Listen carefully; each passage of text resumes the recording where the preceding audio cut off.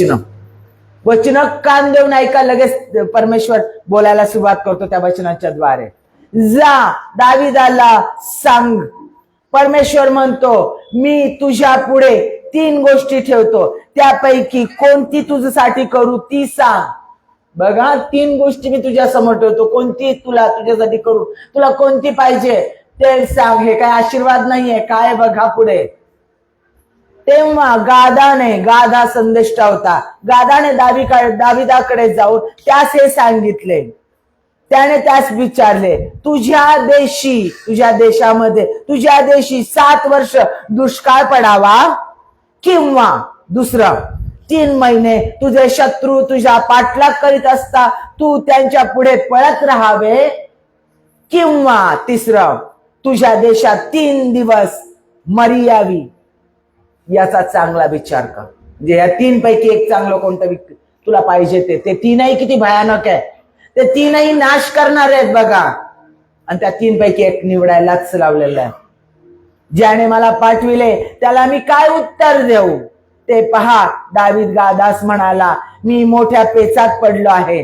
दावीद म्हटला, ज्याने तुला पाठवलं त्याला मी काय उत्तर देऊ, परमेश्वराला मी काय उत्तर देऊ, मी मोठ्या पेचात पडलेला आहे. परमेश्वराच्या हाती आपण पडूया, कारण त्याचे वात्सल्य मोठे आहे. मनुष्याच्या हाती मी पडू नये.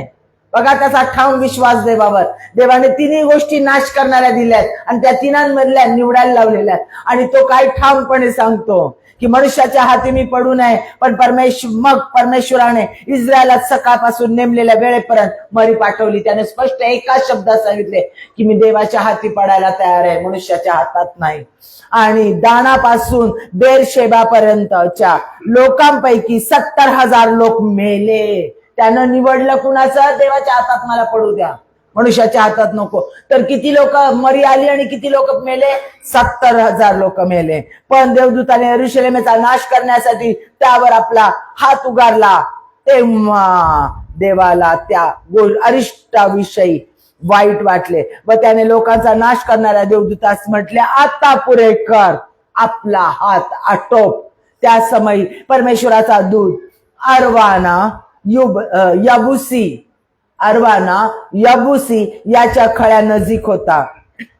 लोकांचा नाश करणारा देवदूत दाविदाच्या दृष्टीस पडला. तेव्हा त्याने परमेश्वरास म्हटले, पहा मी पाप केले, मी दुर्मार्गाने चाललो. दाविदाने कबुली दिली त्याच्या दुष्कर्माची. पण या मेंढरांनी काय केले, मेंढरे म्हणजे त्याची प्रजा, त्याचा कळप, त्याचे लोक. तुझा हात माझ्यावर माझ्या पितृकुळावर पडावा. त्या दिवशी गाद दाविदाकडे येऊन त्यास म्हणाला, वरती जाऊन अरवाना यबुसी याच्या खळ्यात परमेश्वरा प्रित्यार्थ एक वेदी बांध.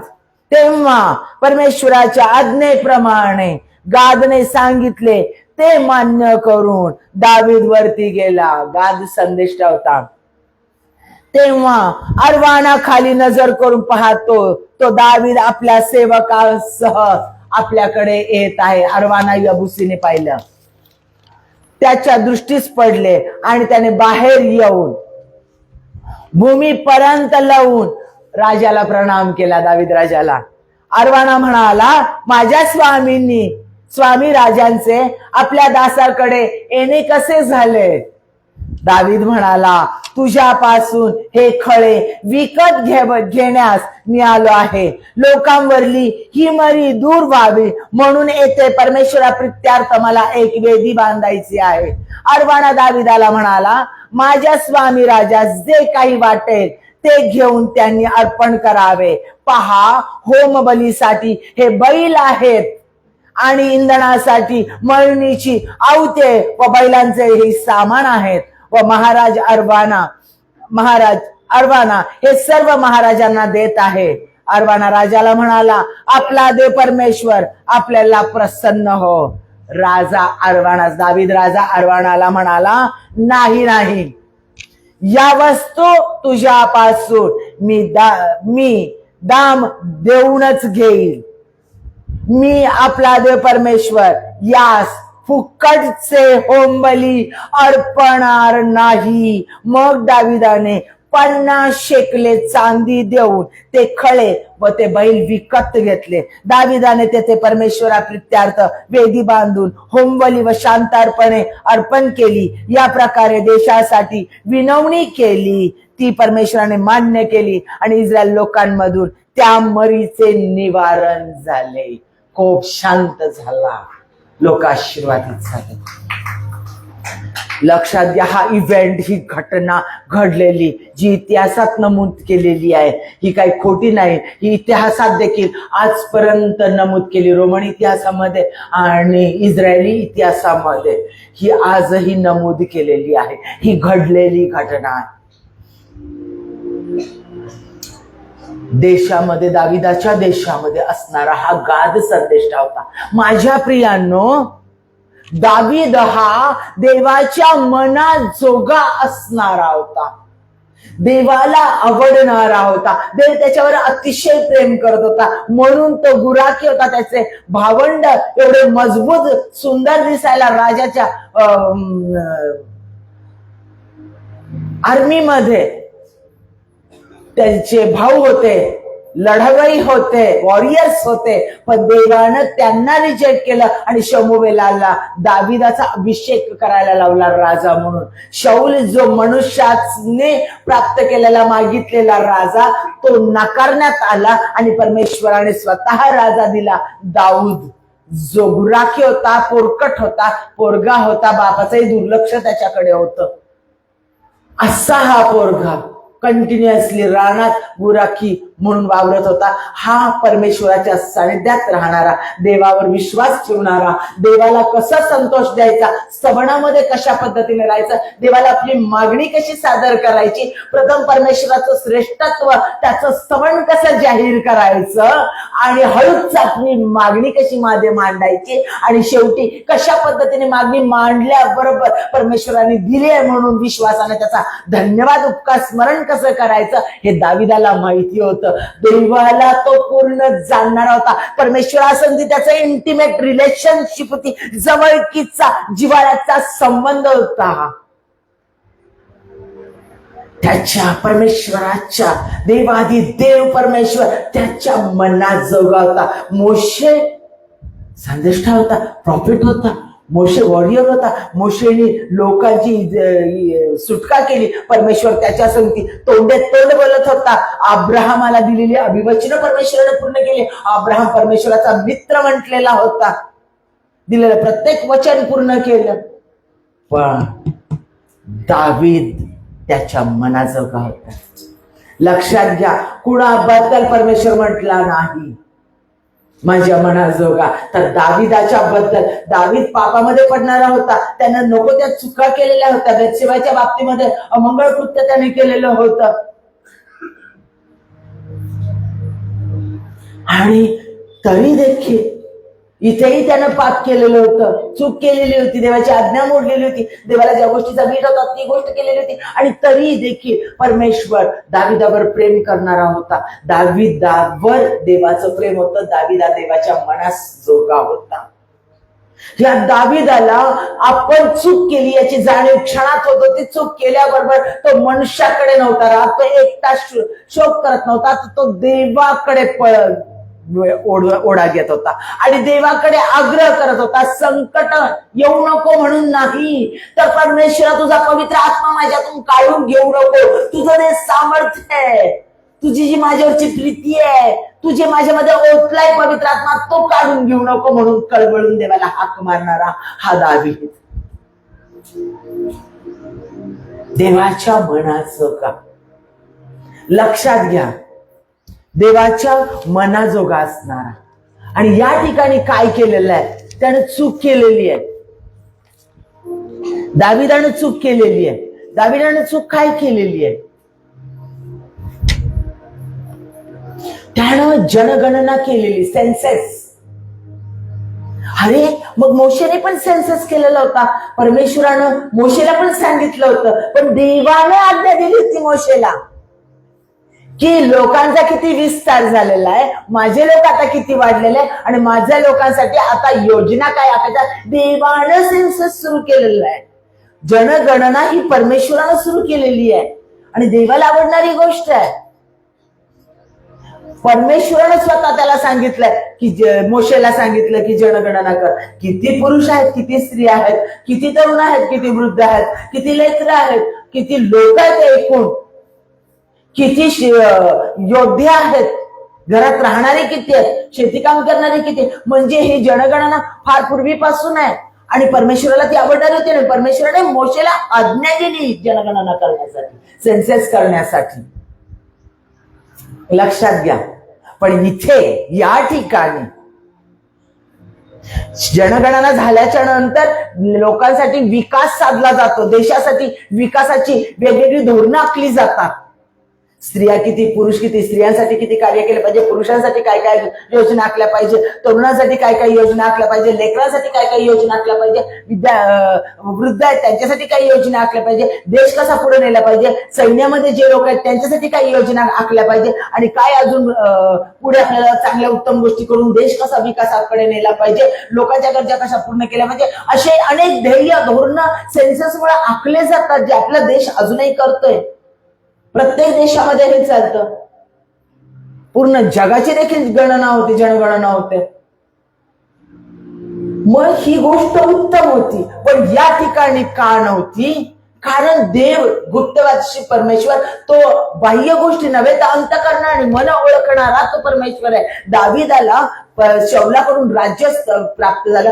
दाविदाने स्वतःचं राज्य दावीदपुरी स्थापन केली, यरूशलेम स्थापन केलं, इस्रायलाच्या राज्याची, राष्ट्राची स्थापना केली दाविदानं परमेश्वराच्या सामर्थ्यानं. आणि केल्याच्या नंतर सगळं राज्य त्याच्या हातामध्ये आलं. त्यानं त्याचं राजमहाल बांधला आणि परमेश्वराचं मंदिर बांधण्यासाठी सगळी व्यवस्था. शल्मोनाने जरी मंदिर बांधले तर त्याचे आराखडे, त्याच्यासाठी लागणारं सोनं, त्याच्यासाठी लागणारा पैसा, सगळं वैभव, सगळं काही साहित्य हे दाविदानं ऑलरेडी गोळा करून ठेवलं होतं. परमेश्वरने त्याला सांगितलं की तुझ्या हाताने युद्ध केलेलं आहे, रक्त पाहिलेलं आहे, रक्त सांडलेलं आहे, त्याच्यामुळे तुझ्या हाताने मी मंदिर बांधून घेणार नाही, तर शल्मोनाकडून मी मंदिर बांधून घेईल. पण परंतु परमेश्वरानं सगळी योजना त्याच्याकडून करून घेतलेली होती. लक्षात घ्या. त्या दाविदाला सगळं राज्य स्थापन केलं, लोक वाढले गेलेले, त्यानं युद्ध, प्रचंड युद्ध आखलेलं होतं. लोक, आजूबाजूची राष्ट्र स्वतःच्या ताब्यामध्ये घेतलेली होती. अनेक युद्ध तो जिंकलेला होता. विस्तार राष्ट्राचा, त्याच्या राष्ट्राचा विस्तार त्यानं केलेला होता. तो आल्यानंतर ते राष्ट्राची स्थापना झालेली होती. मीपणा आलेला होता आणि तो परमेश्वराला माहिती होता. मी राज्याची स्थापना केली, मग माझे लोक किती वाढलेले आहेत, माझे लोक कशा पद्धतीने मोठे झालेले आहेत, सैनिक किती माझे वाढलेले आहेत, लोक किती वाढलेले आहेत, शेतकरी किती वाढलेले आहेत, शस्त्रगार किती वाढलेले आहेत, योद्धे किती वाढलेले आहेत, माझे लोक, मी. आणि आता माझ्या देशाचा मला विकास करायचा, त्याच्यामध्ये गुप्तपणे आलेला जो मी होता, त्यामुळे त्यानं देवाला न विचारता जनगणना केली, सेन्सेस केला. आणि परमेश्वराला त्या गोष्टीचा वीट आला, कारण इथं त्याचा आतमध्ये गुप्तपणे असणारा गर्व होता, मीपणा होता. आणि मी असं करू शकतो, मी तसं करू शकतो, माझे लोक बळकट झाले, माझा देश बळकट झाला. आणि म्हणून परमेश्वराने इथे त्याला ताडण केलं, गाद संदेष्टाच्या द्वारे. गाद संदेष्टाला पाठवलं की परमेश्वराच्या दृष्टीनं तू पाप केलाय, देवाची आज्ञा मोडलेली, परमेश्वराला न विचारता मनमानी केलेले, राज्यकारभार, कोणती गोष्ट, कोणते अधिकारपद हे परमेश्वराच्या सांगण्यानुसार, परमेश्वराच्या आज्ञेनुसारच केलेलं हवंय. ज्यावेळेला आम्ही आमच्या इच्छेने आम्हाला उंच करण्यासाठी येतो, त्यावेळेला ती सत्ता सैतान चालवतो, देवाचा आत्मा नाही. सगळं अधिकारपर आमच्या देशावर असणारे अधिपती, नेते, हे सगळे कोणापासून आहेत? तर परमेश्वरापासून. ते काय करतात, कसे करतात, परमेश्वराला ते जबाबदार, आपल्याला नाही. फक्त आपण त्यांचा सन्मान करणं, कारण कोणत्याही अधिकारी अधिकार पदावर असेल, आम्ही त्यांचा सन्मान करणं हे आमचं कर्तव्य आहे. परंतु लक्षात घ्या, या ठिकाणी त्याच्यामध्ये मीपणा आलेला होता आणि परमेश्वर तो पाहत होता आणि त्याचं स्वतःच राज्य वाढवण्याचा, स्वतः माझे लोक आणि माझे लोक मला मोजायचे, माझ्या लोकांसाठी मला विकास करायचा, माझं मी हे आल्यानंतर परमेश्वरानं तिथं त्याला थांबवलं, त्याला त्याची पात्रता दाखवून दिली, तो कोण आहे हे त्याला दाखवून दिलं परमेश्वरानं. लक्षात घ्या, देवानं त्याला दाखवून दिलं. गाद संदेश त्याच्याद्वारे ताडण केलं, तू चूक केलेली आहे आणि परमेश्वर 3 गोष्टी तुला पाठवत आहे, 3 संकट पाठवत आहे. त्या 3 संकटापैकी एक कोणतं आहे ते निवड, ते तुझ्यावर ये. देवाचं त्याच्यावर प्रेम होतं म्हणून देवानं त्याला दिलं. लक्षात घ्या, ते पहिलं म्हणजे आलेलं आहे, तुझ्या देशी 7 वर्ष दुष्काळ पडावा. 7 वर्ष दुष्काळ. त्याला ते 7 वर्ष वेट करायचं, 7 वर्ष त्याचे लोक तरपडत राहणार, त्याला ते नको होतं. दुसरी गोष्ट, 3 महिने तुझे शत्रू तुझा पाठलाग करतील आणि तू त्यांच्या पाठीमागं पळत राहशील. मनुष्याच्या हाती मला देऊ नकोस, लज्जित फज्जित होऊ देऊ नकोस, कारण मी परमेश्वराचा आणि परमेश्वर माझ्यात राहतो. त्याने ते पण नाकारलं. आणि तिसरं त्याने स्वीकारलं, 3 दिवस देशामध्ये मरी यावी. म्हणजे पूर्णपणे देवाच्या हातात. आरोग्य देणारा राफा जो आहे तो पेटलेला आहे, जो आरोग्य देणारा देव तोच चिडलेला आहे. लक्षात घ्या, दाविदाने तिथं काय सांगितलंय, मी पाप केलेलं आहे, मी चूक केलेली आहे, माझं ताडण मला माझ्या कुटुंबावर यावं ते संकट. त्याला देवाला पूर्ण माहिती आहे, देव त्या दाविदाला पूर्ण अंतर्बाह्य जाणून होता, कारण त्याच्यासंग इंटिमेट रिलेशन होता. देवानं बनवलेला हा दावीद होता, देवानं त्याला ते राज्य दिलेलं होतं. देव चालवणारा तो त्याचा सृजनहार आणि जीवनदाता परमेश्वर होता. परमेश्वराला त्याची प्रत्येक गोष्ट माहिती होती आणि म्हणून परमेश्वराला माहिती होतं, ह्याच्या कुटुंबाला ह्याला मी ताडण केलं, ह्याला शिक्षा केली, ह्याच्या कुटुंबाला शिक्षा केली, त्याला त्याचं वाईट वाटणार नाही. त्याचा सगळा जीव की प्राण कोण होतं, त्याचे लोक, त्याचा देश, त्याची मेंढरं. आणि परमेश्वरानं काय, त्यानं तिसरं निवडलेलं आहे की 3 दिवस माझ्या देशामध्ये मरी यावी. लक्षात घ्या, दावीद अतिशय धूर्त होता. का देवाला आवडत होता? कारण तो देवाला पूर्ण जाणून होता. देव कसा आहे त्याला माहिती होतं. त्याला माहिती होतं आपण पाप केलेला, देव याचा फटका आपल्याला देणार. आपण आपल्या कुटुंबावर मागितलं तरी आपल्या कुटुंबावर देणार नाही, कारण आपल्या कुटुंबापेक्षाही आपल्याला जास्त प्रिय म्हणजे त्याचे लोक आहेत, परमेश्वराचे लोक आहेत. आणि म्हणून देव त्याच्यावर प्रेम जास्त करत होता. परंतु ते माझं आहे असं म्हणणं परमेश्वराला मान्य नाही. कोणतीच गोष्ट लक्षात घ्या, आमचे लेकर, आमचं चर्च, आमचं कोणतीही गोष्ट माझं माझं नाही म्हणू शकत. जे देवाचं आहे तेच माझं आहे, जे देवानं मला दिलंय तेच माझं आहे, ते देवाच्या कार्यासाठी आहे, परमेश्वरासाठी आहे. जे देवानं मला दिलं ते माझं आहे आणि ते देवासाठी आहे. लक्षात ठेवा, ही भावना, हा विचार अंतःकरणामध्ये पक्का ठासून ठेवा, पक्का ठासून ठेवा.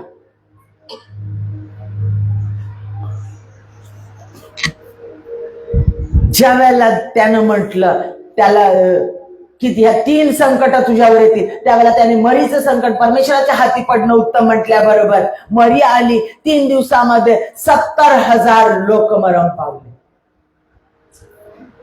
दावीद तरफडत होता. हे त्याच्यासाठी सगळ्यात भयानक शासन होतं. त्याचे लोक, त्याला त्याचं राज्य त्यानं वाढवलेलं आहे, लोक बळकट केले. जेवढे लोक बळकट, जेवढी लोकांची संख्या वाढलेली आहे तेवढा देश प्रबळ होतो, तेवढा देश मजबूत होतो.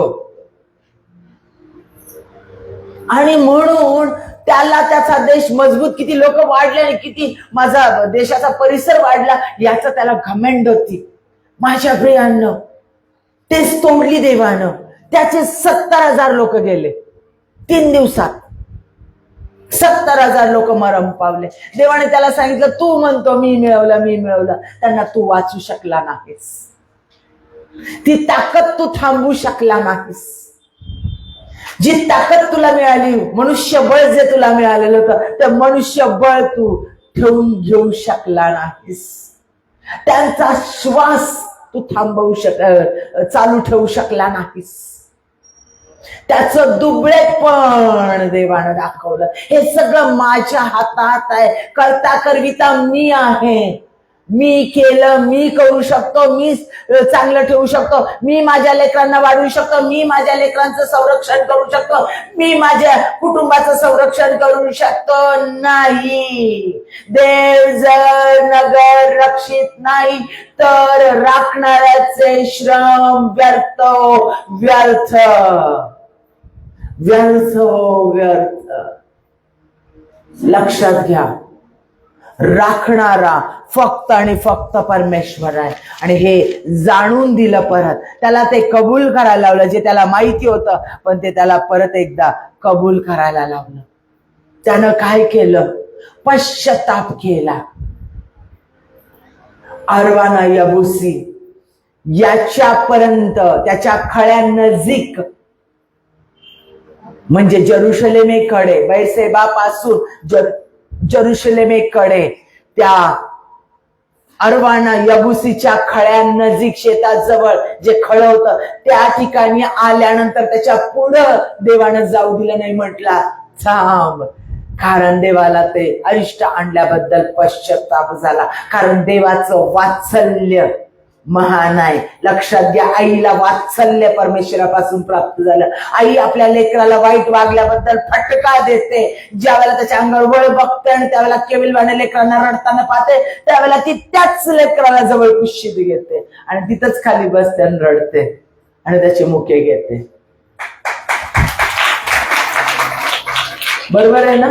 प्रत्येक आई अशी आहे ना. स्वतःची आई पण तशीच होती ना, माझी आई पण तशीच. तोच देव हजारो असंख्य आयांना बनवणारा तो परमेश्वर वात्सल्यमय परमेश्वर, कारण तो निर्माता आहे. आणि निर्माण करण्याचं सामर्थ्य त्याने त्या स्त्रीच्या शरीरात दिलं आणि म्हणून स्वतःचं वात्सल्य त्याने तिच्यामध्ये ओतलं. स्त्रिया किती धन्य आहेत बघा. प्रत्येक मुलगी किती धन्य आहे बघा.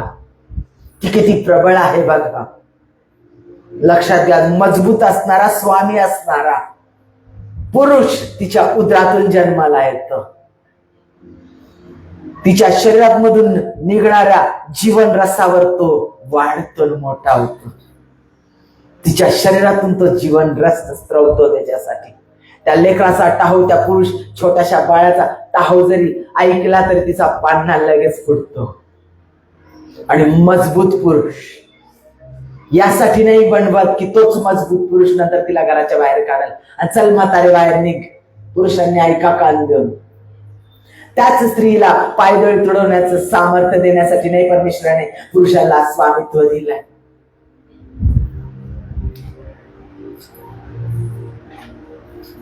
तर तिला आपल्या बरोबरीनं, आपल्या संगती, मदतगार म्हणून तिला चालवण्यासाठी परमेश्वराने ती मदतनीस म्हणून तुम्हाला दिलेली आहे. तिला परमेश्वराने प्रचंड मजबूत बनवलं. तुम्हाला मातीपासून बनवलं, स्त्रीला हाडापासून, सापळीपासून बनवलं. मजबूत हाड घेतलं त्याच्यापासून तिला बनवलं. म्हणून ती कणखर आहे. पुरुषाला ताप आला की बिबळायला लागतो, डोकं दुखायला लागले की अस्वस्थ होतो, चिडचिड करायला लागतो. पण ती स्त्री भयान संकट आले तरी मजबूत असते. इतकी मजबूत असते, अंगावर ताप, महिन्याचे 4 दिवसाचे भयंकर त्रास, पिरियड्स मधून जात असते, अंग सगळं वेदना करत असतं. तेवढ्या परिस्थितीत ती सगळं घर सावरते आणि तशा परिस्थितीत ती नवऱ्यासंगती धावती, लाता बुक्क्या पण खाती आणि घरही चालवते आणि पुढे त्याच्या संगती चालती. तो ज्या वेळेला खचतो त्यावेळेला ती त्याला धीर देते, उभं करते. इतकं मजबूत परमेश्वरानं स्त्रीला बनवलेला आहे. एवढा मजबूत वात्सल्य देणारा तो परमेश्वर, तो वात्सल्याचा निर्माण करता परमेश्वर, ज्याच्यामध्ये कुठकुठून वात्सल्य भरलेले आहे हे दाविदाला माहिती होतं. आणि म्हणून दाविदाने म्हटलं, ते मनुष्याच्या हाती पडण्यापेक्षा शत्रू 3 महिने माझ्या पाठीमागे पळणार आणि मी त्याच्या पुढे पळणार. नको नको नको, अजिबात नको. दुष्काळ 5 वर्ष येणार, नको नको नको. 3 वर्ष दुष्काळ येणार, मला नको ते पण. कोण तरफडत बसणार, कोण त्रास घेत बसणार, अन्न अन्न करून कोण फिरणार, एकमेकांना कोण खाणार, नको. त्याच्यापेक्षा देवाच्या हातात पडू दे 3 दिवस. आणि ज्या वेळेला यबुसी अरवाणाच्या खळ्यापर्यंत देवाचा देवदूत आला, जो नाश करत चाललेला होता, मनुष्यहानी करत चाललेला होता. त्याला देवाने तिथंच थांबवलं. बस, पुरे झालं, आता बस, आता नको करूस. यरुशलेमेला हातच लावू दिला नाही, इथंच थांबवलं आणि सांगितलं, जा दाविदाला सांग. लक्षात घ्या, कोणत्या व्यक्तीच्या इथं आल्यावर थांबवलं? अरवाना यबुसी. कसा होता हा अरवाना यबुसी? ज्यावेळेला दावीद त्याच्याकडे गेला त्यावेळेला तो कसा होता आपण पाहणार आहोत. लक्षात घ्या, तिथं परमेश्वराने त्याला थांबवलं, त्याच धार्मिक व्यक्तीच्या शेताजवळ थांबवलं. नाश तिथं थांबला गेला आणि त्याच ठिकाणी, त्याच खळ्यामध्ये काय करायला लावलं? त्याला वेदी बांधायला लावली. ते खळ घे आणि त्या ठिकाणी वेदी बांध, त्या खळ्याच्या ठिकाणी वेदी बांध. एवढंच सांगितलं. विकत घे, काय घे, काही सांगितलं नाही परमेश्वरानं. फक्त तिथं पापार्पण कर. तू पाप केलं त्याचा पश्चाताप कर, परमेश्वराकडे अर्पण कर. दाविदाला सांगितल्याबरोबर दावीद तयार झाला. दाविदाने त्या देवदूताकडे पश्चाताप केला आणि म्हटला, होय मी पाप केलाय, मी चूक केली आहे, मी देवाची आज्ञा पाळली नाही, देवाला न विचारता मी मनमानी केलेली आहे आणि मी त्याची क्षमा मागतो. पण ह्या मेंढरांवर नको, ते ह्या लोकांवर नको, माझ्यावर, माझ्या कुटुंबावर घेऊ दे. आणि तिथं त्याने पश्चाताप केला. पश्चाताप करून तो यबुसीकडे गेला, म्हणजे अरवाना यबुसीकडे स्वतः गेला. हा राजा होता आणि त्या काळात तर राजाला खूप प्रतिष्ठा दिली जाते. आजही आपण आपल्या देशप्रमुखाला, पंतप्रधानांना सन्मान देतो. त्यांचा ताफा येणार म्हटल्यानंतर सगळे बाजूला बाजूला होतात, सगळे मोठमोठ्या गाड्या त्यांच्या समोर धावतात. पाहिलेले आहेत तुम्ही. आताच 15 ऑगस्ट साजरा झाला त्यावेळेला पाहिलेला आहे, त्यांचा थाट तुम्ही पाहिलेला आहे. आणि हे त्या काळामध्ये देखील राजांचा प्रचंड थाट असायचा. आणि असं असताना एका नागरिकाकडे, एक साधा अरवाना यबुसी हा साधा नागरिक होता, एक शेतकरी. त्या शेतकऱ्याकडे तो स्वतः राजा गेला. दावीद ज्यानं स्वतः ते स्थापन केलेलं, त्याच्या मालकीचं होता तो राष्ट्र, तो स्थापन केलेला होता, तरी देखील त्या शेतकऱ्याकडे तो स्वतः गेला. पहिली गोष्ट. दुसरी गोष्ट, त्यानं त्या अरवानाला सांगितलं की मला तुझ्या शेतामध्ये, खळ्यामध्ये वेदी बांधायची आहे, जेणेकरून परमेश्वराचा कोप शमला जावा माझे लोक वाचवण्यासाठी. लक्षात घ्या, हे ऐकता क्षणी ज्या वेळेला आपल्या राजाला आपल्याकडे येताना पाहिल्यानंतर त्याने त्याला नमन केलं. नम्रता त्याच्यामध्ये होती, घमेंड आला नाही की राजा माझ्याकडे चालत आलाय. लक्षात घ्या, अरवाना यबुसी कसा होता? रायचस होता. त्याने त्याला नमन केलं आणि त्याला म्हटलं, ज्यावेळेला त्याने आपली मागणी सांगितली त्यावेळेला त्यानं म्हटलं, त्याने असा विचार केला नाही परमेश्वराने माझं खळ निवडला, परमेश्वराने माझ्या इथं मरी थांबवली, माझ्या इथं नाश करण्याचं थांबवलं, पुढं माझ्यापासून त्याने नाश केला नाही, ह्याचा घमेंड नाही चढला. त्यानं नम्रपणे दाविदाला म्हटलं की माझं खळ मी स्वतः दान देत आहे, ह्याचं काही मोल देऊ नका. माझं खळ तर देतो, माझं शेत देतो, प्लस मी माझे बैल पण तुम्हाला यज्ञ करण्यासाठी, अर्पण करण्यासाठी मी तुम्हाला माझे बैल देखील देतो, व प्लस मी माझं त्यांच्यासाठी लागणारं इंधन, जे वेदीवर त्यांना हवन त्यांचं करण्यासाठी लागणारं इंधन देखील मी देतो.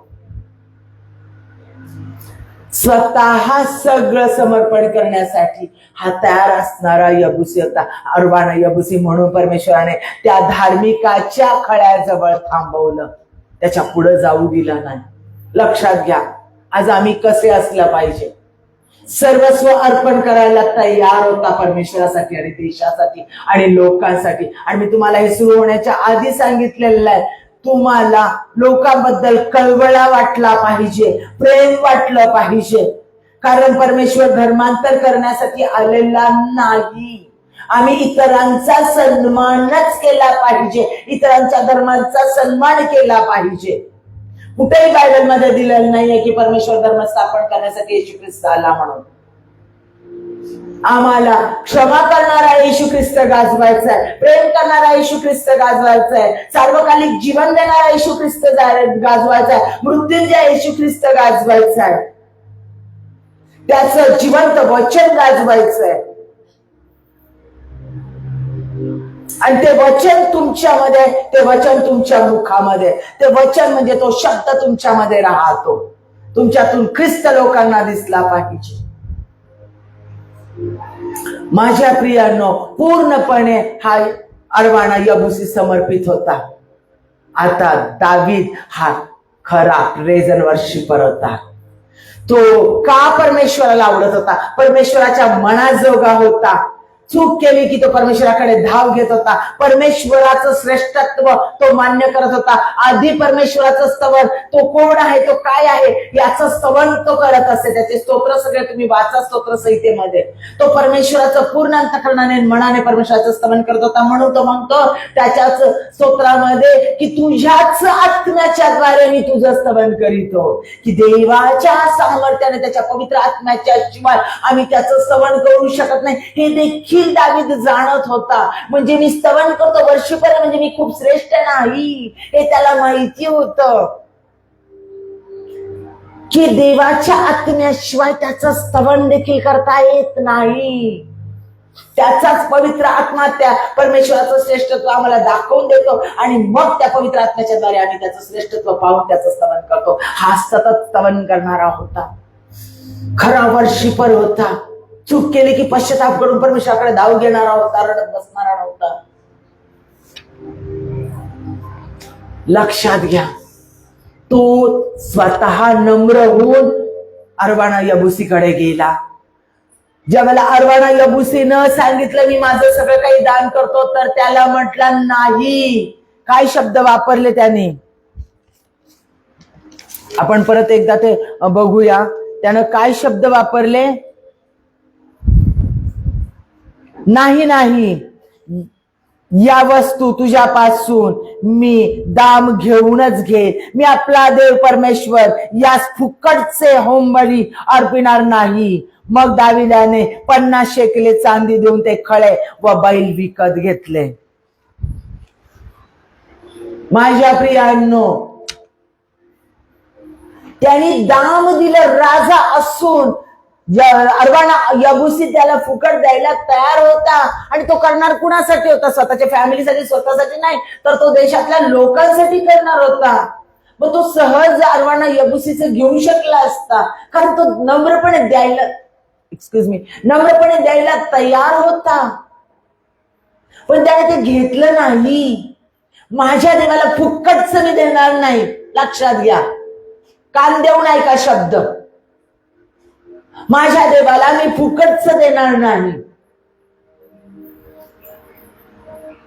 तर मी ते दाम देऊन, किंमत देऊन, मोल देऊन मी विकत घेईल स्वतः.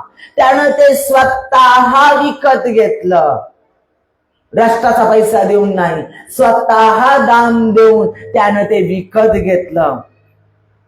त्याचे बैल असू दे, त्याचं इंधन असू दे, सगळ्या गोष्टी त्याने दाम देऊन विकत घेतलं.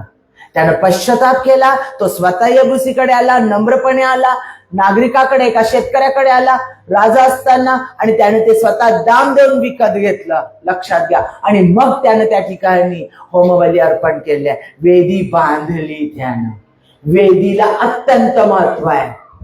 प्रार्थनेची वेदी, प्रेझेंट वर्शिपची वेदी, पवित्रतेची वेदी, समर्पण, पूर्ण समर्पणाची वेदी.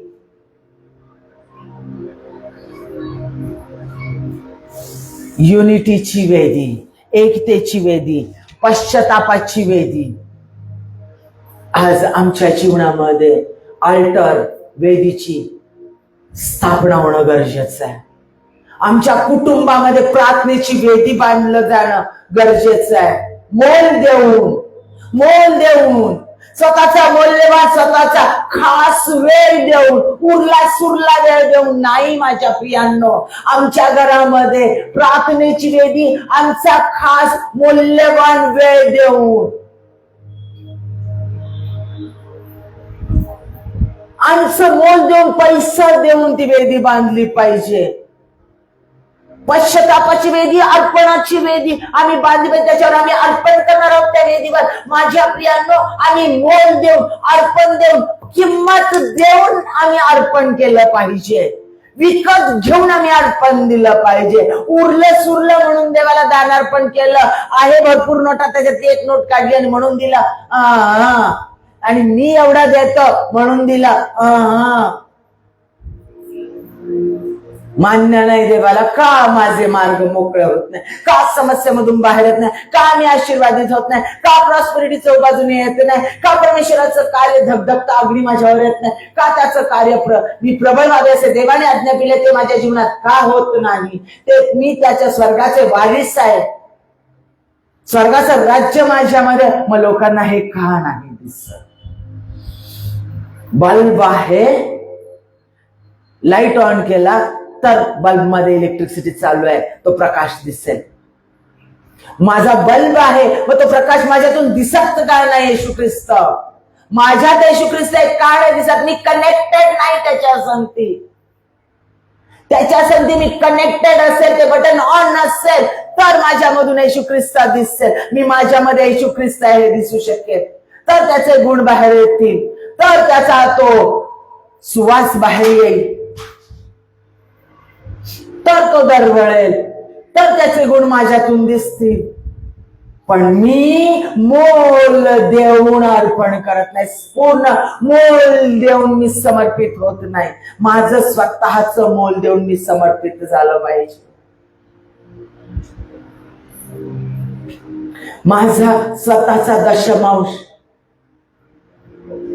मला येणारी मिळकत, मलाखीमध्ये स्पष्ट सांगितलेलं, घरी जाऊन मलाखी वाचा, मला मिळणारी मिळकत त्याचा 10वा हिस्सा पगार मिळालेला आहे, त्याचे 10 हिस्से केले, 10,000 रुपये मिळाले, 1,000चा एक, 1,000चा एक, 1,000 असे 10 हिस्से केले, त्याचा 10वा हिस्सा उचलून मी माझा दशमांश टाकेल, किंवा त्यापेक्षाही अधिक टाकेल.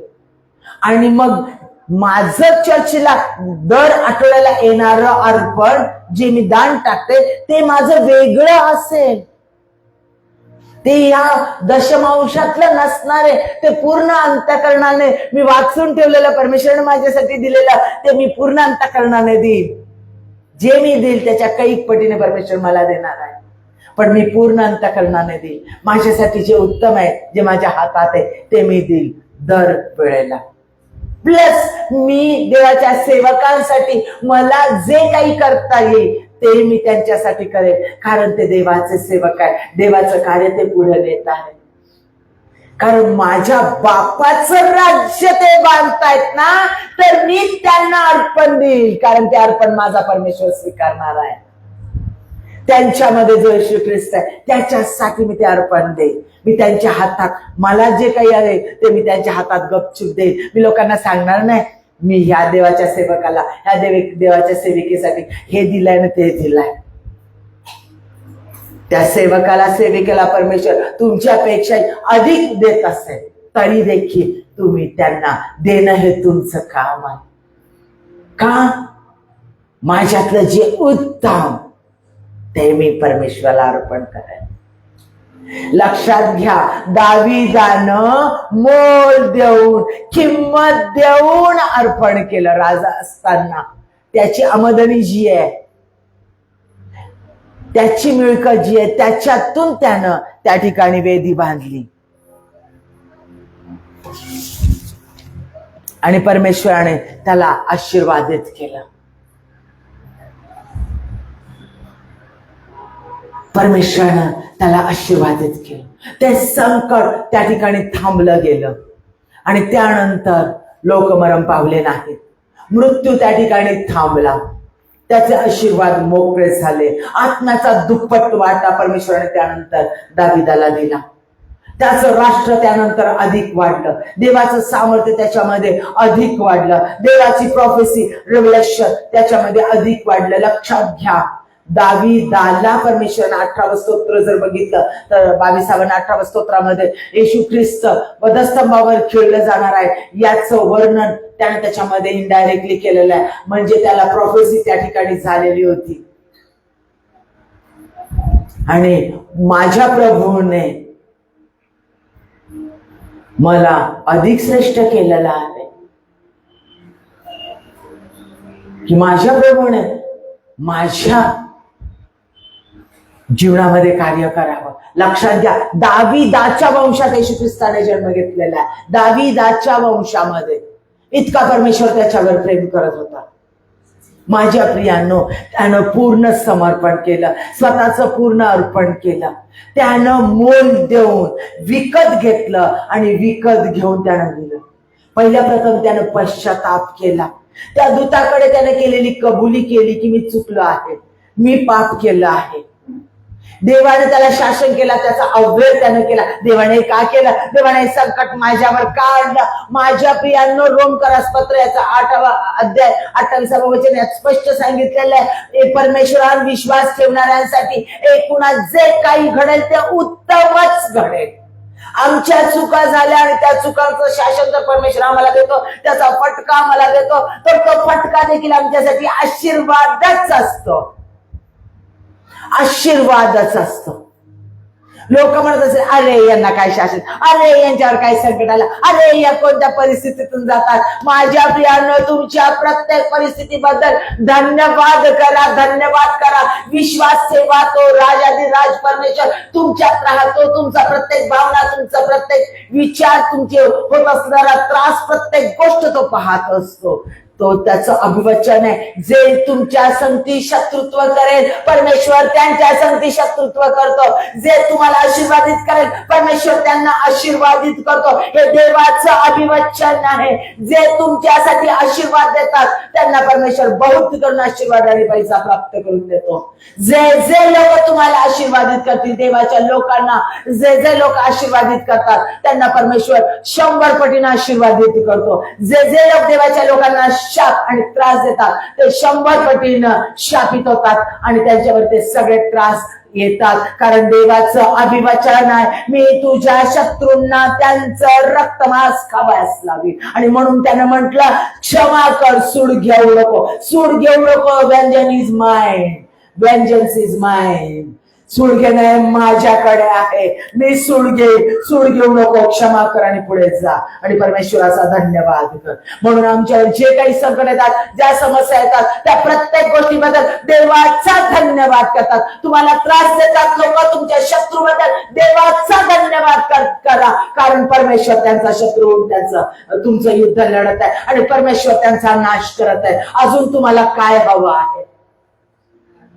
तुम्ही संकटातून जाता, आजारातून जाता, प्रत्येक गोष्टीतून जातात. परमेश्वराचा त्या सर्व अपमानाबद्दल, आजाराबद्दल, त्रासाबद्दल येशू ख्रिस्ताचा विश्वासाने धन्यवाद करा.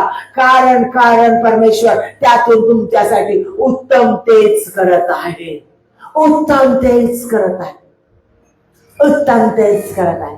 विश्वास ठेवा, पूर्ण त्याला समर्पित व्हा, पूर्णपणे, पूर्ण अंतःकरणाने, पूर्ण मनाने, पूर्ण जीवाने परमेश्वराची सेवा करा. त्याच्या पूर्णपणे अधीन व्हा, पूर्ण त्याच्या अधीन व्हा. प्रार्थनेची वेदी, स्तवनाची वेदी, पश्चातापाची वेदी, पवित्रतेची वेदी, युनिटीची वेदी, त्याच्या वचनाची वेदी आम्हाला बांधायची आहे. आणि त्याच्यासाठी लक्षात घ्या, कान देऊ नाही का, त्याच्यासाठी आम्हाला मोल देऊन, किंमत देऊन, मोल देऊन, किंमत देऊन अर्पण करायचं आहे. परमेश्वरानं आपला एकुलता एक पुत्र या जगासाठी दिला. त्यानं स्वतः किंमत मोजली, स्वतःच्या लेकराची, स्वतःला आम्हाला दिलं. मानहानी सहन केली, अपमान सहन केला, क्रुसावरचं जीवन सहन केलं. ज्यांच्यासाठी चांगलं केलं त्याच लोकांनी वधिलं, तेच लोक त्याच्यावर तुटले, निंदा नालास्ती केली आणि तो त्याच लोकांसाठी पुनरुत्थित झाला आणि त्याच लोकांसाठी त्यानं स्वतःचं जीवन दिलं, सार्वकालिक जीवन दिलं, सार्वकालिक मृत्यू नष्ट केला. जे त्याच्यावर विश्वास ठेवतील त्यांना सार्वकालिक जीवन प्राप्त झालेलं आहे. माझ्या प्रियांनो, मोल देऊन तो आमच्यात राहतो. परमेश्वर आम्हालाही मोल देऊन, जसा मी आहे तसे तुम्ही वा सांगितलेलं आहे. आम्हाला देखील मोल द्यायचं आहे, किंमत मोजायची आहे, किंमत देऊन अर्पण करायचं आहे. माझ्या प्रियांनो, आमच्या वेळेचा दशमांश, मी तुम्हाला सांगितलंय, आमच्या मिळकतीचा दशमांश. आम्हाला जी मिळकत मिळते, आठवड्याला मिळते, 15 दिवसाला मिळते, महिन्याला मिळते, ते मिळकत त्याचा दशमांश. माझ्या प्रियानो, काय करतो आम्ही? परमेश्वर ह्या वेळेला खूप अडचण आहे, लेखांचं ऍडमिशन आहे, या महिन्याचा दशमांश आणि पुढच्या महिन्याचा दशमांश एकत्र मी देईल. माझा फरक येणार आहे ना, डीए येणार आहे, मला पैसे मिळणार आहेत कोणते तरी, मग त्यावेळेला मी हे सगळेजण मिळून तुला देते. होत नाही, होणार नाही. आणि तशा पद्धतीने करू नका. जी मिळकत आली, जी मिळकत आतापर्यंत केलं नसेल तर क्षमा मागा परमेश्वरकडे. देवाचा पैसा चोरू नका. मलाखीमध्ये सांगितलेलं जी मिळकत येईल त्याचा 10वा हिस्सा मी परमेश्वराच्या मंदिरात टाकेल. हा, ते काय करतात त्या पैशाचं, काय केलं ते त्यांच्याकडे परमेश्वर पाहून घे. कारण तो पैसा पवित्र आहे, तो पैसा पवित्र आहे, त्याच्यावर परमेश्वराचा अधिकार आहे. त्याच्याबद्दल विचार करण्याचा अधिकार आम्हाला दिलेला नाही. आम्हाला फक्त सांगितलं दे, आम्ही ते दिलंय. आता ते मंदिर, चर्च आणि परमेश्वर पाहून घे. त्या अधिकारी कमिटीपासून ते पाहून घेतील आणि परमेश्वर पाहून घेईल. कारण एक एक पैसा झाडा परमेश्वर देतो. फार भयान असतं, फार भयान असतं. तिथं तुम्ही उच्चार करायचा नाही, तिथं तुमचं नजर जाता कामा नये. कारण त्याचे शाप आमच्या कुटुंबावर येतात. त्याबद्दल बोलणं, त्याचे शाप आमच्या कुटुंबावर येतात. परमेश्वराला तुम्ही दिलं, संपलं. लक्षात घ्या. आणि आमचा दशमांश आधी आम्ही काढला पाहिजे. आमचा हातात आमची मिळकत आल्यानंतर जे जे आमच्या हातात पैसे येतील त्याचा 10वा हिस्सा, जे आमच्या घरात कमाई होईल. पास्टर लोकांना जे दान परमेश्वर देईल, जे लोक त्यांना मदत करतील त्याचा 10वा हिस्सा पास्टर लोकांनी पण तो आपल्या चर्चमध्ये, आपल्या दुसऱ्या देवाच्या सेवकांसाठी तो परमेश्वराने द्यायला त्यांना सांगितलेलं, ते देखील ते देणार आहे. असं नाहीये की पास्टर लोक त्यांचा दशमांश देत नाही. त्यांनाही द्यावा लागतो, देवाच्या सेवकांनाही द्यावा लागतो. अब्राहमाने आपला दशमांश मल्कीसदेकाला दिला. लक्षात घ्या.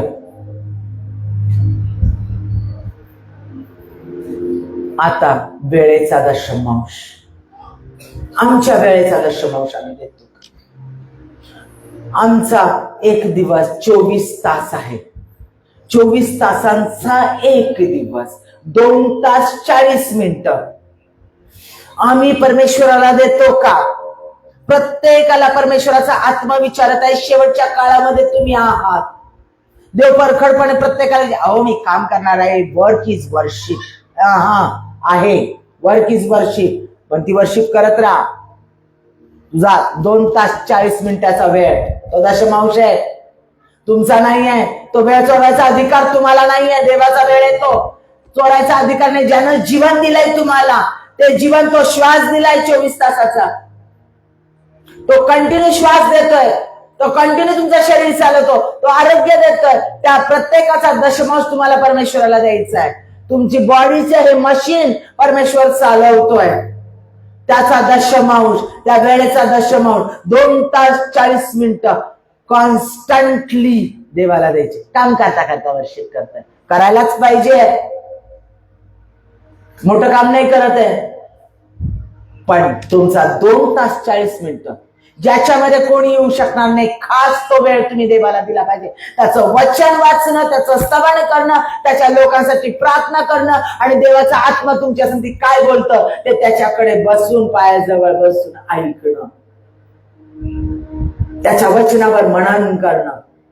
यासाठी ते 2 तास 40 मिनिटं आहे. माझ्या प्रियांनो, आज जर तुम्ही त्याचा वेळ चोरत असाल तर देवाचे आशीर्वाद तुमच्यापासून रोखलेले आहेत. तुम्ही त्याचा वेळ त्याला द्या, चोरू नका. आज 2 मिनिटं डोळे बंद करा, आणि जे प्रत्येकाने डोळे बंद करा, कोणी असेल, तुमचं काही कामकाज असेल, डोळे बंद. स्पष्ट देवाचा आत्मा सांगत आहे, लहान लेकरापासून मोठ्यांपर्यंत 2 तास 40 मिनिटं रोजच्या जीवनाची, रोजची मी देवाला देणार आहे. परमेश्वराने आतापर्यंत तुझा वेळ चोरलेला आहे, मला क्षमा कर. मी अनेक सबबी, अनेक कारण सांगतो. या सबबी सैतानाकडून येतात. स्पष्ट देवाचा आत्मा सांगत आहे, मी नाही सांगत आहे. या सबबी सैतानापासून येतात. या सबबी बाजूला ठेवा आणि 2 तास 40 मिनिटं देवाची देवाला द्या. लक्षात घ्या, तुमच्या दशमांशापेक्षाही हे अतिशय मोलाचं आहे, अतिशय मोलाचं आहे. त्याचा पश्चाताप करा, देवाकडे क्षमा मागा. डोळे बंद करून इकडे तिकडे बघू नका, स्वतःला कोणीतरी समजू नका.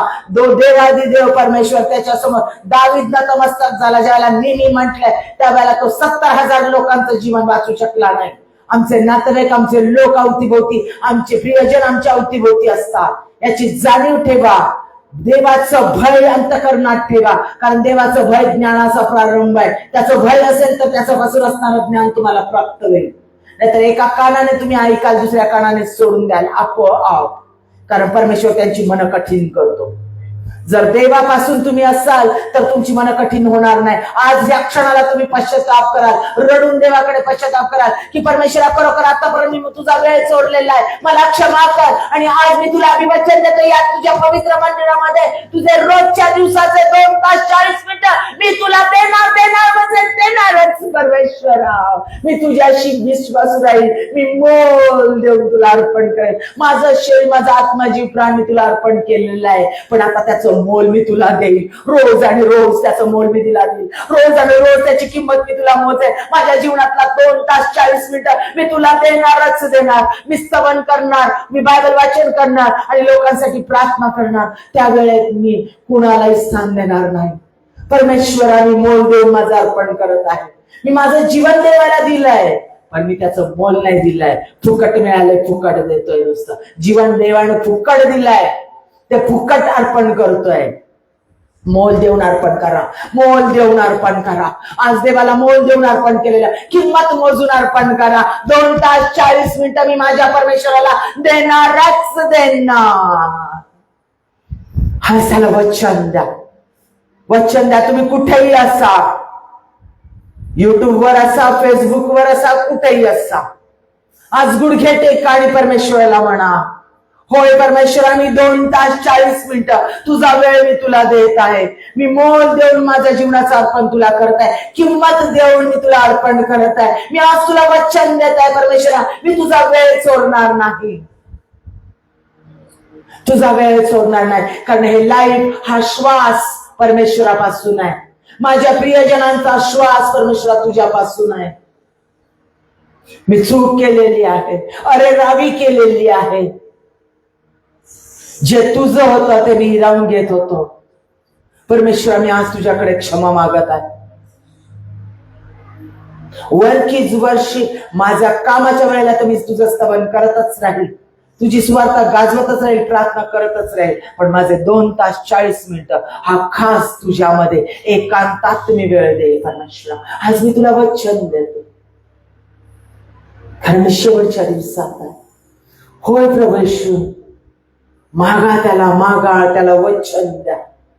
ओ रिया बाबा शरा बाबा, ओ रिया ओ यंतना. आणि आज जर खरोखर त्या गोष्टीचा पश्चाताप तुम्हाला होत असेल, त्याचा पैसाचा दशमांश पळवल्याचा, चोरल्याचा आणि त्याचा वेळ चोरल्याचा जर तुम्हाला आज पश्चाताप होत असेल, तर खरोखर तुम्ही निवडलेले आहात. त्याचा आत्मा तुम्हाला चालवत आहे, तो परमेश्वराचा आत्मा तुमच्यात आहे, याचं चिन्ह तुम्हालाच दिसेल, तुम्हालाच त्याची जाणीव होईल.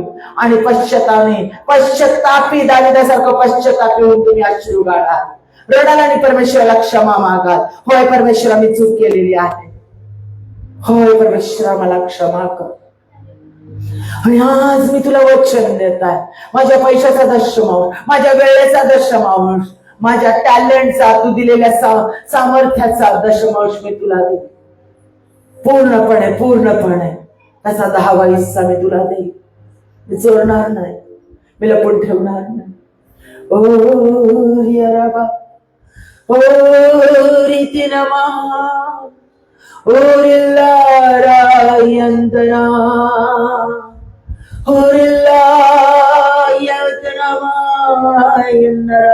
त्याचा आत्मा तुमच्याशी बोलत आहे, त्याचा आगळी तुमच्यावर तृण येत आहे. पहा, तुम्ही देवाला वचन देत आहात, जे तुम्ही खऱ्या अंतःकरणाने, पश्चातापी अंतःकरणाने रडून परमेश्वराला आज वचन देत आहात, त्या प्रत्येकावर त्याचं सामर्थ्य उतरून येत आहे. ती तुमची बंधनं तुटलीच जात आहे. तुमच्या समस्येतून, प्रॉब्लेम मधून परमेश्वर तुम्हाला बाहेर काढत आहे. संकटातून बाहेर काढत आहे आणि देव तुम्हाला विजय देत आहे, विजय देत आहे, विजय देत आहे. आणि तुमच्या शत्रूच्या समोर तो तुमच्यासाठी ताट वाढत आहे, मेज स्थापन करत आहे. आशीर्वादाचा मेज, विजयाचा मेज, आरोग्याचा मेज, प्रॉस्पेरिटीचा मेज, तो तुमच्या अधिकाराचा मेज, हायपोस्टचा मेज, तो तुमच्या समोर वाढत आहे. Hallelujah, hallelujah. ओ यतनमा Urilarayandanama Wakarabayandanama Ilayatanayandanama. Thank you, Jesus. Thank you, Jesus. Thank you, Jesus. Thank you, Jesus. प्रत्येकाची प्रार्थना तो ऐकत आहे परमेश्वर. आभार मानते, आभार मानते, आभार मानते. ती पश्चातापी अंत करणं तू पाहत आहेस. धन्यवाद, धन्यवाद, धन्यवाद.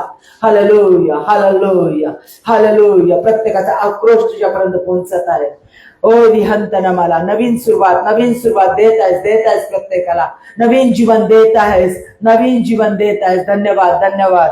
Hallelujah, hallelujah, hallelujah. Amen, amen. पहा, परमेश्वराने दाविदानं 50 शेकल चांदी देऊन ते खळ विकत घेतलं. आणि लक्षात घ्या, आम्हाला प्रार्थनेची वेदी आमच्या घरामध्ये वेदी बांधायची आहे. घरामध्ये सगळ्या जणांनी प्रार्थना करून सगळे घरातले व्यक्ती एकत्र येऊन स्तवन करणं. लक्षात घ्या, स्तवन एकत्र येऊन स्तवन करणं, वचन वाचणं, पश्चातापाची प्रार्थना करणं आणि आपलं कुटुंब परमेश्वराच्या स्वाधीन करणं. हे रोजच्या रोज आमच्या घरामध्ये झालं पाहिजे. आमचं घर, आमचं कुटुंब हे पहिलं चर्च आहे, पहिलं ते डिचेस आहे. आणि हे सगळे खड्डे उफाळून आले पाहिजे. वचनाचं सामर्थ्य या कुटुंबात आलं पाहिजे. प्रत्येक कुटुंबात आज स्तवन झालं पाहिजे. प्रत्येक कुटुंबात एकत्र प्रार्थना झाली पाहिजे. अरे भांडणं झाले, वाद झाला, काय प्रार्थना करतो? नाही माझ्या प्रियानो. भांडणं झाले असतील, वादवाद झाले असतील, मारामारा झाले असतील, काय झालं असेल तिथंच टाका आणि परत एकत्र हातात हात घ्या. लगेच लगेच काय ढोंग करतात. सैतान तुम्हाला म्हणेल, काय म्हणायचं सैतानाला म्हणू द्या. तो तुम्हाला ढोंगी म्हणू द्या, तो तुम्हाला पापी म्हणू द्या, काय म्हणायचं म्हणू द्या. घेणं नाही, कारण तुमच्यामध्ये आत कोण आहे? येशू ख्रिस्त आहे. तो तुम्हाला अभिवचन देतो, मी जीवनाच्या शेवटच्या क्षणापर्यंत तुला सोडणार नाही. काही झालं, कोणतीही परिस्थिती असू दे, तुम्हाला कधीच सोडत नाही. तो सर्व तुमच्या गुप्त गोष्टी जातात. काय व्हिडिओवर, काय टीव्हीवर, तुझ्या मोबाईल मध्ये काय काय घाण बघितलं. आता काय प्रार्थनेला बसतोयस तू? कोणत्या तोंडाने प्रार्थनेला बसतो? तशाच परमेश्वराकडे या, कारण तो तुमच्यामध्ये आहे. लक्षात घ्या, काचेचा बॉल आहे, काचेचा एखादा गोल आहे, त्याच्यावर पाणी टाकलं, त्याच्या आतमध्ये पाणी जाणार नाही. तसं परमेश्वर तुमच्यामध्ये, पाप तुमच्यामध्ये राहू शकणार नाही. जेवढं पाप सैतान टाकेल ते सगळं निघूनच आहे, सगळं त्याच्या रक्ताने शुद्ध होतंय. फक्त ते परत करू नका, परमेश्वराची आज्ञा आहे. आणि तुम्ही परमेश्वराकडे या आणि त्याला म्हणा, परमेश्वरा मी तुला समर्पित होत आहे. तुमचं कुटुंब परमेश्वराच्या हातात द्या. परमेश्वराकडला प्रार्थनेची वेदी तुमच्या घरामध्ये बांधा. स्वतःच्या घरामध्ये प्रार्थना, स्तवन आणि बायबल वाचन ठेवा. ज्या वेळेला तुम्ही या मंदिरात येतात त्यावेळेला म्हणू नका मी रिकामे आलो, परमेश्वरा मला भर. नाही, रिकामे नाही यायचं चर्चमध्ये. खबरदार रिकामे आला तर धन्यवाद करा, स्तवन करत मी तुझ्या मंदिरात प्रवेश करेल. दावीद म्हणतो तसंच तुम्ही तुमच्या कुटुंबासाठी धन्यवाद करत, स्तवन करत, त्याचं अग्नीचं सामर्थ्य घेऊन मंदिरामध्ये या. प्रत्येक जण ज्या वेळेला अग्नीचं सामर्थ्य घेऊन मंदिरात येतो त्यावेळेला मंदिरात अग्नी उतरून येतो. त्यावेळेला परमेश्वराचा अग्नी मंदिरामध्ये असतो. तुम्ही त्याचं सामर्थ्य घेऊन मंदिरात येता. लक्षात घ्या, मंदिरात काही सामर्थ्य पहिल्यासारखं काही जाणवत नाही ना. पास्टरवर, त्यांच्या मिसेसवर पहिल्यासारखं काही सामर्थ्य जाणवत नाही ना. चर्चमध्ये, क्वायरमध्ये एवढं सामर्थ्य जाणवत आज नाही वाटलं एवढं. मागच्या रविवारी खूप होतं. या रविवारी अहो तुमच्यावर अग्नीचं सामर्थ्य नव्हतं म्हणून तुम्हाला ते जाणवत नव्हतं. ज्या वेळेला तुम्ही अग्नीचं सामर्थ्य घेऊन येतात त्यावेळेला ते अग्नीचा धगधगता अग्नी कसा वाढतो त्याचा अनुभव तुम्हाला येतो. म्हणून तुमचं कुटुंब पूर्ण समर्पित करा आणि घरामध्ये प्रार्थनेची पश्चातापाची वेदी बांधा, समर्पणाची वेदी बांधा आणि मग मंदिरामध्ये येऊन मंदिरामध्ये एकत्र प्रार्थना होऊ द्या. होल नाईट प्रेयर झालीच पाहिजे. चर्च मधल्या दर आठवड्याच्या प्रार्थना उपास झाल्याच पाहिजे. दर महिन्याचे 7 दिवसाचे उपास प्रार्थना झालीच पाहिजे. पूर्ण वर्षाचे 40 दिवसाचे उपास प्रार्थना झालीच पाहिजे. हे कोणी नेमून दिलेलं नाहीये मंदिरा बायबलमध्ये. पण ज्या वेळेला त्याचे लोक आत्म्याने पेटतात त्यावेळेला देवासाठी काय करू काय नाही असं तुम्हाला झालं पाहिजे. पूर्ण मंदिर जे आहे, चर्च मध्ये येणारे सगळे लोक परमेश्वराचं शरीर आहे येशू ख्रिस्ताचं, आणि परमेश्वराचं शरीर जे आहे ते त्याच्या मस्तकामध्ये मस्तकाशी जुळलेलं आहे आणि त्याच्या सानिध्यात राहण्यासाठी तुम्ही अशा नुसतं तरपडल्या पाहिजे. प्रत्येक समय शोषून घेतलाच पाहिजे स्पंज सारखा. प्रत्येक प्रार्थनेला, प्रत्येक प्रेझेंट वर्शिपला, प्रत्येक चर्चच्या प्रत्येक गोष्टीसाठी आवर्जून आम्ही आलं पाहिजे. सेवेसाठी आम्ही उभं राहिलं पाहिजे. कारण हे माझ्या स्वर्गीय पित्याचं मंदिर आहे, माझ्या बापाचं मंदिर आहे, माझ्या बापाचं चर्च आहे. पास्टरचं नाही, लोकांचं नाही, माझ्या बापाचं आहे. पास्टर म्हणतील त्यांचं आहे, त्यांच्या स्वर्गीय पित्याचं आहे. पण आधी माझं आहे, माझ्या बापाचं आहे, माझ्या स्वर्गीय पित्याचं आहे. तो माझ्यात राहतो. माझं शरीर त्याचं मंदिर आहे आणि ते घेऊन मी या चर्चमध्ये येत आहे. लक्षात, माझ्या बापाच्या मंदिरात मी त्याचं मंदिर घेऊन येत आहे आणि ते पूर्ण समर्पित करत आहे. मोल देऊन उरला सुरलेला वेळ देऊन नाही, म्हातारपणात नाही, आत्ता आहे त्या प्रत्येक क्षणाला लहान लेकरांनी लक्ष देऊन ऐकायचंय. कारण माझा पूर्ण वेळ, तरुणांनी माझा पूर्ण वेळ मी परमेश्वराला देणार आहे. 2 तास 40 मिनिटं माझी एकांतात परमेश्वरासंगती मी घालवणार आहे, पूर्ण समर्पित होणार आहे. आपण गुडघ्यावर येऊया आणि परमेश्वराच्या हातामध्ये स्वतःला देऊया. त्याचा पवित्र आत्मा आमच्याशी बोललेला आहे, कोणी व्यक्ती आमच्याशी बोललेली नाहीये. पूर्ण समर्पित होऊया. ओ रिल्ला शराबाहल्ला, ओ निराबाह शराबाह. आमेन, आमेन, हालेलुया.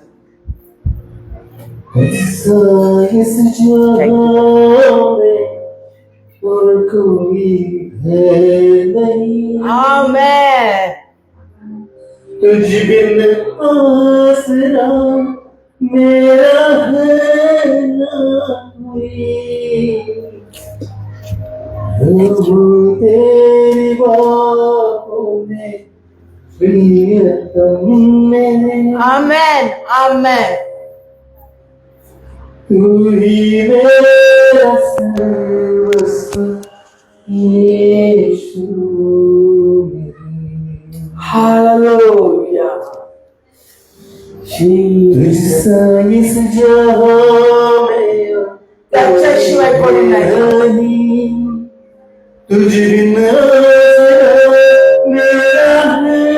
ना कोई. किंमत देऊन प्रेझेंट वर्शिप तेरी बाहों में प्रियतम मेरे, तू ही मेरा सर्वस्व यीशु मेरे.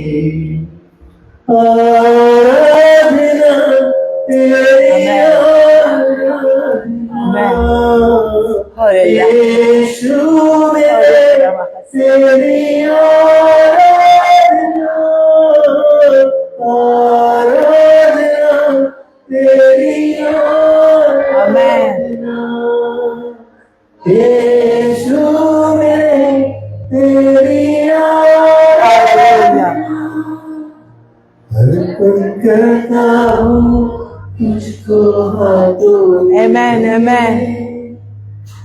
धो दे मुझको तू प्रभु वचन से करे. हालेलुया.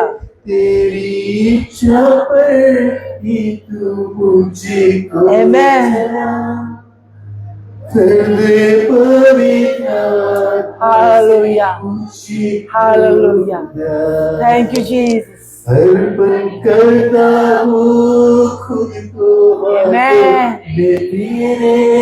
हालेलुया. धो दे मुझको तू प्रभु वचन से. इच्छा पर ही तू मुझको चला, भर दे पवित्र आत्मा से मुझको खुदा। आराधना तेरी आराधना यीशु मेरे, तेरी आराधना, आराधना तेरी आराधना। हालेलुया, यीशु मेरे, आमेन, तेरी आराधना।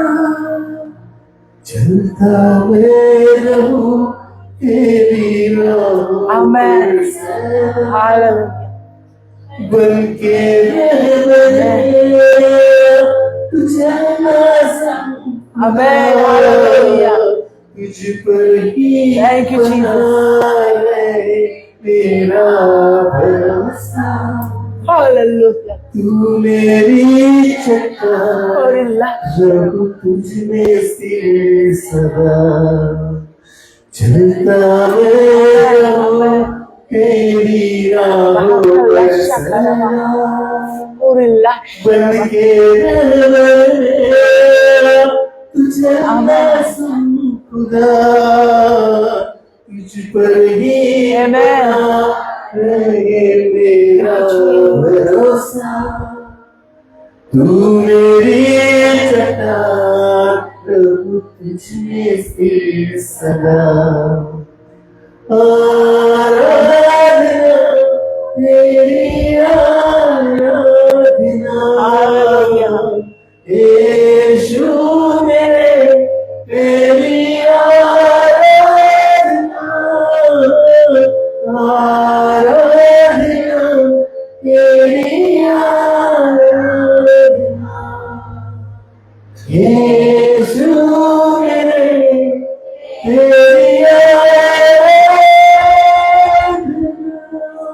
हालेलुया, ओरिला शरबाला ओरिला रबा शरबा ओराबाला शरबा बाबा शरबा ओरिला रातिरा रबा हन्ना रबा हल्ला शरबा उरकल्ला तिना यशरबा शरबा और इतना आमेन आमेन। तू ही मंजिल रास्ता, आमेन, हालेलुया, तू है जहां न कुछ कमी है, तेरा ही नाम जिंदगी है। हालेलुया, हालेलुया, शरबा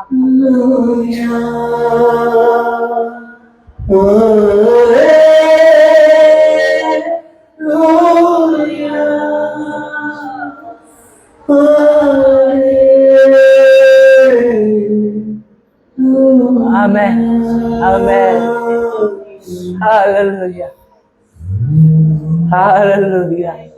पवित्र परमेश्वर, आम्ही तुझा धन्यवाद आणि धन्यवाद करतो। तू आमची भेट घेतलीस बापा, ओ लारायंदरमा, तू आम्हा प्रत्येकासाठी बोललेलास म्हणून तुझा धन्यवाद देतो। तुझं वचन आमच्या जीवनात कार्य केल्याशिवाय परत पाठीमागे येणार नाही। दान देऊन, मोल देऊन, किंमत देऊन पवित्र परमेश्वरा स्वतःला समर्पित करण्यात तो मग प्रत्येकाला स्पर्श कर। येशूच्या नावामध्ये खऱ्या अर्थानं देतो म्हणून नाही, इतर देतात म्हणून नाही, लोकांना दाखवण्यासाठी म्हणून नाही, कर्तव्य म्हणून नाही, तर परमेश्वरा फक्त आणि फक्त येशू ख्रिस्ता तुझ्यासाठी तुझ्यासाठी पूर्ण अंतःकरणाने, पूर्ण मनाने, पूर्ण जीवन तुझ्यावर प्रेम करण्यासाठी आम्हा प्रत्येकाला तू स्पर्श कर। येशू ख्रिस्ता फक्त बोलणं नव्हे तर विश्वासाची कृती करण्यास आम्हा प्रत्येकाला तू सहाय्य कर। तूच दिला आहे आणि तूच दिलेलं तुला पूर्ण अंतःकरणाने देण्यास तो आम्हा प्रत्येकाला सहाय्य कर। येशू ख्रिस्ता दया कर आणि कृपा कर। तू कार्य करत आहेस म्हणून धन्यवाद देतो. हे वचन ऐकणाऱ्या प्रत्येक व्यक्तीला आज तुझ्या हातामध्ये देत आहोत. स्पर्श कर, आशीर्वादित कर. त्यांचं शरीर, जीव, आत्मा यांच्यामध्ये तुझ्या सामर्थ्याचं कुंपण घालत आहोत. तुझी शांती, तुझं आनंद, तुझं सामर्थ्य, तुझं वैभव आम्ही त्यांच्यासाठी मोकळं करत आहोत. आणि बाबा प्रभू, आपल्या वेळेचा दशमांश 2 तास 40 मिनिटं तुला देण्यास, पूर्ण समर्पित होण्यास, दान देवणार्पण करण्यास तू प्रत्येकाला तू सहाय्य कर, स्पर्श कर. ज्यांनी आपला वेळ आणि आपला पैसा चोरलेला असेल परमेश्वरा, तुझा पैसा चोरलेला असेल आणि तुझा वेळ चोरलेला असेल, त्यांनी तुला देण्यास सहाय्य कर. परमेश्वरा, तुझ्या संगती तुझे लोक पूर्ण समर्पित आणि सत्यवादी असू दे सध्या कृपेनं का. तू करत आहेस म्हणून तुझे आभार मानतो, उपकार स्तुती करतो. येशूच्या नावात सगळी बंधनं तुटलेली आहेस आणि तुझा गौरव तू करून घेतलेला आहेस. आम्ही येशूच्या नावात जाहीर करतो आणि तुझे आभार मानतो. येशूच्या नावात मागतो म्हणून तू आहे. आमेन, आमेन.